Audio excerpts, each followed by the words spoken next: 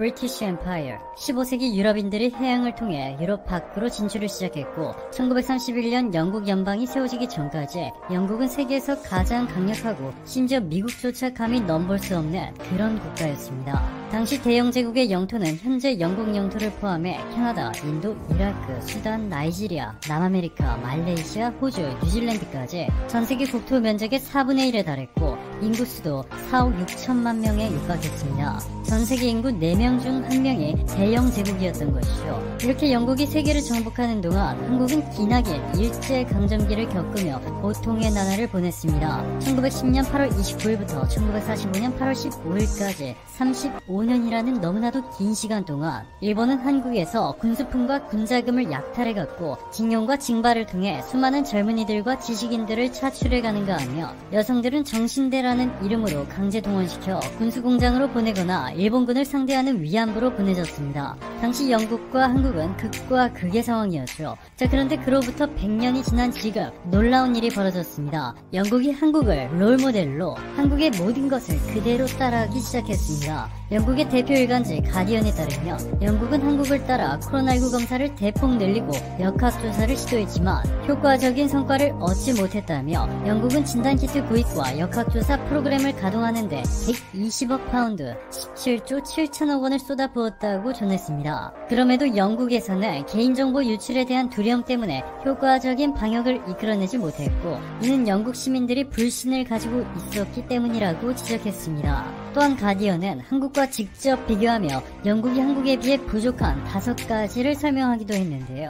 첫 번째, 영국에서는 충분한 검사를 위한 인력이 부족했다. 두 번째, 역학조사의 필수적인 추적에 실패했다. 세 번째, 첨단 정보기술이 충분히 사용되지 못했다. 네 번째, 사생활 침해와 관련해 국민들의 충분한 신뢰를 주지 못했다. 다섯 번째, 정부의 역량 부족. 이에 결국 영국은 정은경의 질병관리본부가 모델이라며 한국을 그대로 따라한 새 보건기구를 출범시키는 파격적인 발표를 했습니다. 영국의 맷 행콕 보건부 장관은 보건기구가 팬데믹에 초점을 맞추는 한국의 질병관리본부로부터 시스템 운영 측면을 배울 것이다. 한국을 롤모델로 한 새로운 조직은 국민을 생물학 무게, 전염병 등으로부터 보호한다는 단일한 목표만을 가질 것이다 발표했습니다. 이렇게 해서 영국은 기존에 있던 잉글랜드 공중보건국과 확진자 추적을 위해 설립된 국민보건서비스 산하의 검사 및 추적기구, 합동바이오안보센터 등 새 보건 조직을 하나로 합쳤습니다. 이뿐만이 아닙니다. 러시아와 중국을 제외하면 현재 세계에서 가장 빠른 속도로 코로나19 백신 상용화를 앞두고 있는 국가가 바로 영국이죠.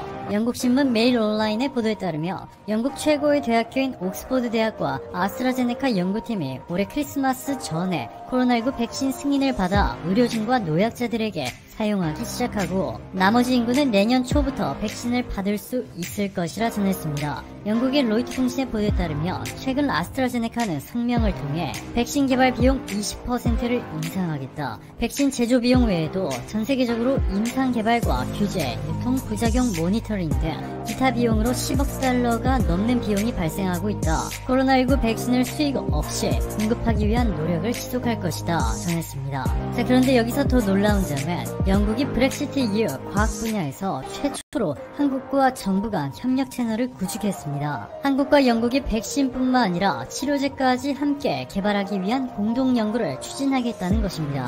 영국의학연구위원회 MRC가 한국과기정통부 산하의 한국연구재단과 백신 및 치료제 개발을 함께하고 감염병 확산 방지를 위한 모델링 구축을 추진하겠다고 밝혔습니다. 또한 한국의 보건복지부와 SK바이오사이언스 그리고 영국의 아스트라제네카가 코로나19 백신의 글로벌 공급과 한국 내 물량 확보 협조를 위한 협력 의향서를 체결하는 데 성공했습니다.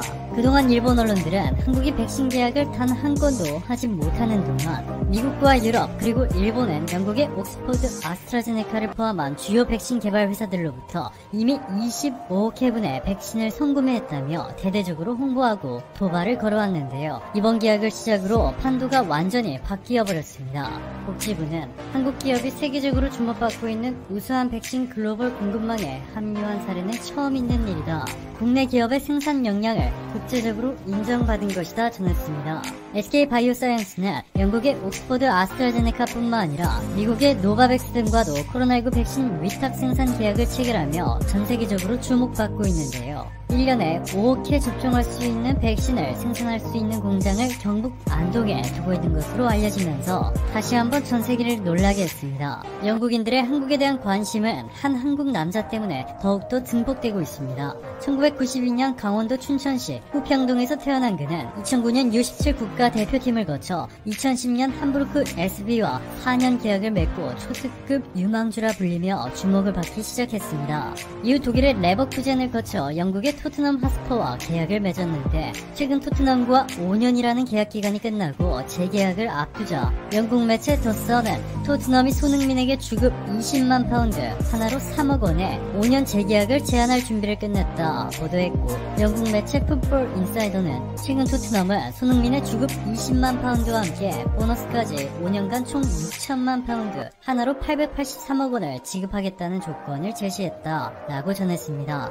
손흥민이 이 조건을 받아들이게 되며 팀 내 가장 높은 주급을 받고 있는 해리 케인과 어깨를 나란히 하게 되고 보너스까지 합치면 단독 1위로 급부상하게 됩니다. 토트넘에서 활약했던 앨런 하트는 손흥민과의 재계약을 앞둔 토트넘 구단에 손흥민이 원하는 대로 다 해줘라 전했고, 영국 매체 풋볼 런던도 토트넘이 손흥민과 재계약에 안간힘을 쓰고 있다. 손흥민은 자신의 가치를 입증했고 빅머니를 만질 때가 됐다. 손흥민에게 뭐든 다 해줘야 한다 보도했습니다. 손흥민의 기록은 상상을 초월하고 있습니다. 유럽리그 최다골 기록을 가지고 있었던 차범근 전 국가대표 감독의 98골을 이미 넘어서서 100골을 돌파하자 FIFA는 손흥민은 지금 유럽 축구에서 가장 폼이 좋은 선수다 라고 극찬했고, 손흥민이 수비 지역에서부터 약 70m를 질주하며 번리 선수 대부분을 제치고 골을 넣은 기적 같은 장면이 공개되자 무리뉴 감독은 호나우두가 1996년 바르셀로나 시절에 넣은 골이 떠오른다 극찬했습니다. 영국 전 축구 선수이자 방송인 게리 리네커는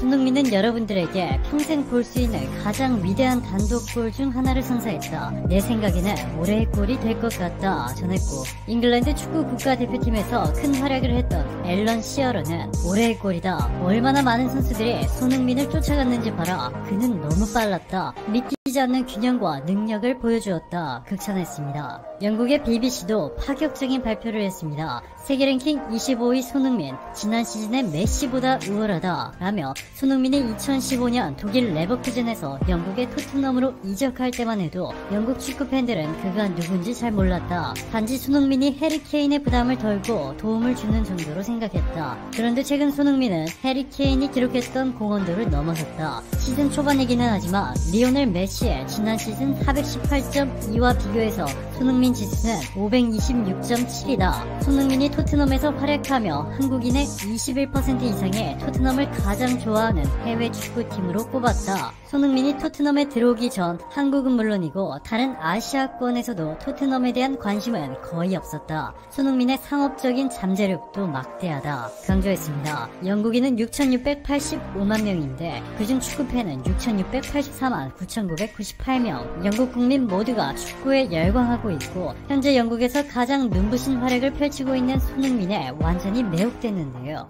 손흥민은 한 기자와의 인터뷰에서 이렇게 답했습니다. 나는 최고 수준의 경기를 해서 모든 사람들을 행복하게 해주어야 합니다. 내가 웸블리 토트넘 경기장에서 축구를 하는 동안 수많은 태극기를 볼 수 있어요. 나는 내가 할 수 있는 최선의 노력을 다해 최고의 경기로 그 빚을 갚아야 합니다. 내게는 그것이 가장 중요합니다. 내가 한국의 대사라고 느끼지 않냐고요?